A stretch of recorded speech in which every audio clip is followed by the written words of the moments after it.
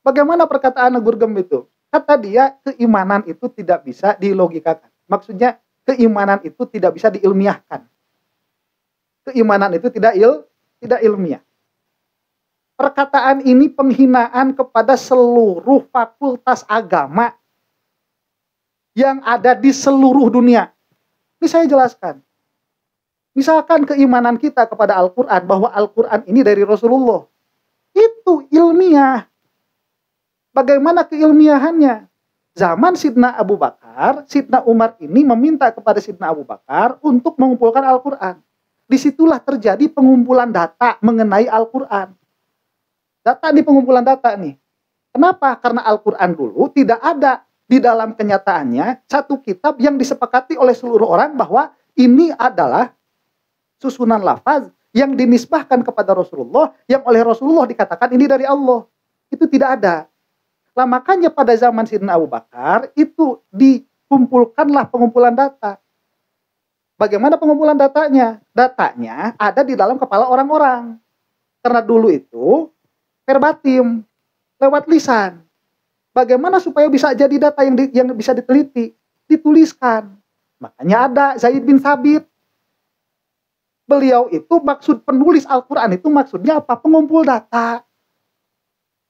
Nih, saking objektifnya orang Islam, kan Abu Bakar hafal Quran kan?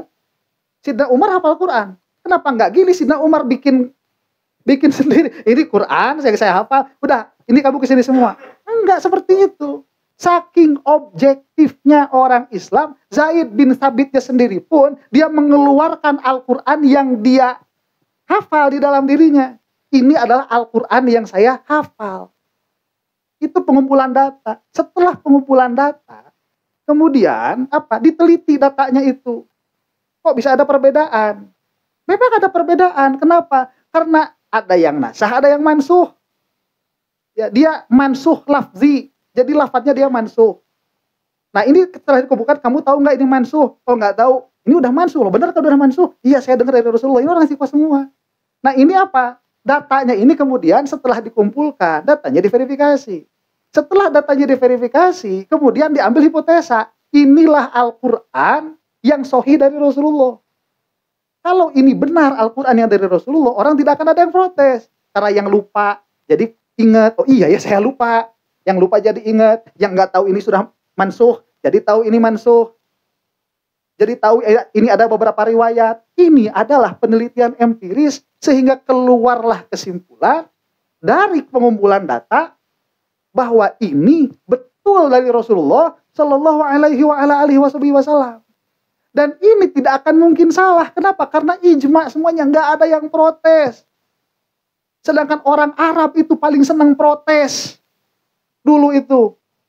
Ya contohnya Sidna Abu Bakar waktu memerangi orang yang nggak bayar zakat, itu Sidna Umar protes paling kenceng itu.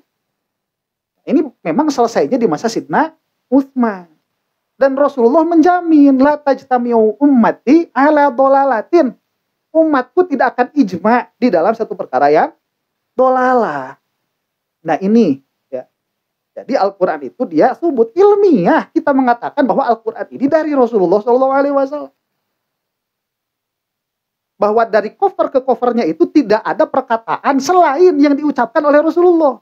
Yang mana ini dinisbahkan kepada Allah. Nah nanti lain lagi ceritanya, tahu dari mana kita ini? Dari Allah. Itu penalaran. Logis itu. Dia tidak bisa melalui empiris. Nggak bisa. Harus melalui rasio. Karena kalau empiris ya gimana? Malaikat Jibrilnya nggak ada. Nggak bisa ditanya sama kita. Makanya nanti belajarnya di mana? Belajarnya itu hubungan antara ilmu kalam, hubungan antara kalamullah dengan mukjizatnya Rasulullah SAW di situ. Dengan Rasulullah tidak akan pernah bohong. Maka di sini bisa masuk nih kajian apa? Kajian linguistiknya bisa masuk. Kajian sosialnya bisa masuk karena Rasulullah tidak pernah berbohong dan lain sebagainya. Nih Gurgem ya. Kalau yang kamu maksud tidak ilmiah itu dalaman Al-Quran nih. Bisakah dalaman Al-Quran itu bagaimana? Nanti ada surga, nanti ada neraka. Kalau mati demikian, bahwa dosa yang tidak akan diampuni oleh Allah itu apa? Musyrik. Ini gimana kita cara ngetesnya? Itu bukan tidak ilmiah. Ini tidak ada lapangan untuk membuktikannya. Ya gimana kita mau membuktikannya? Wong ini kabar gaib kok. Lapangannya tidak ada. Ini mirip seperti teori relativitasnya Einstein. Relativitas waktu. Gimana kita bisa membuktikannya? Ya nggak ada. Wong kita nggak punya sesuatu yang lebih cepat daripada cahaya kok. Tapi secara hitung-hitungan dia benar. Dan dalam beberapa kasus dia bisa dibuktikan. Makanya meskipun ini tidak pernah secara nyata dibuktikan, orang menerima bahwa ini ilmiah. Nah, Al-Quran itu, kita mengatakan isi dari Al-Quran ini tidak bisa diuji secara empiris. Kenapa? Karena tidak ada lapangannya. Kalau kamu mau menguji secara empiris, gampang. Kamu naik sutet, terus jatuh. Itu namanya akhirat. Jadi akhirat itu nggak lama. Akhirat itu dekat. Lebih dekat daripada jarak kamu ke kantor kamu.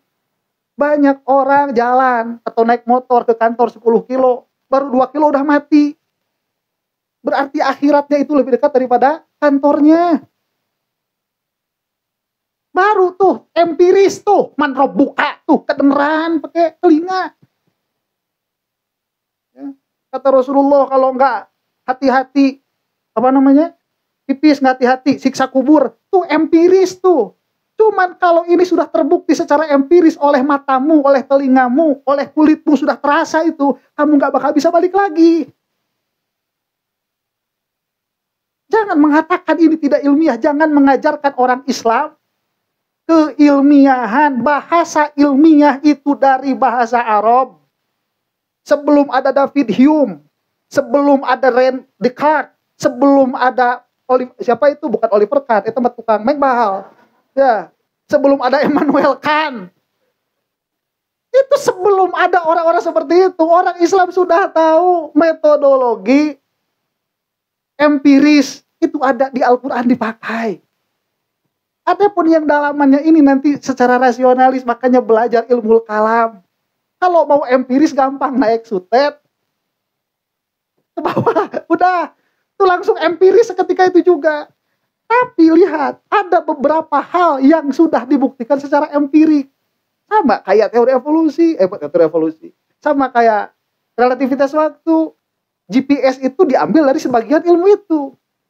GPS itu. Nah ini kita ngambil dalam Al-Quran. Bukankah kita tahu bahwa Rasulullah SAW itu dikatakan di dalam Al-Quran akan futuh Mekah.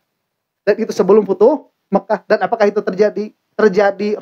Romawi akan runtuh. Terjadi, kemudian di dalam hadis mengatakan bahwa di akhir zaman akan saling meninggikan bangunan. Terjadi, laki-laki jadi perempuan, perempuan jadi laki-laki. Terjadi. Yang belum terjadi apa? Kamu ditanya man rabbuka. Mau ngerasain, tinggal naik sutet. Atau enggak ada setrum. Udah langsung terjadi itu udah. Ya. Coba kalau tatkala itu sudah dirasakan secara empirik, telat. Makanya belajar yang bagus. Guru Kembul, kasihan kamu itu. Di antara orang-orang ini yang ikhlas dia, saya sama tahu saya mah.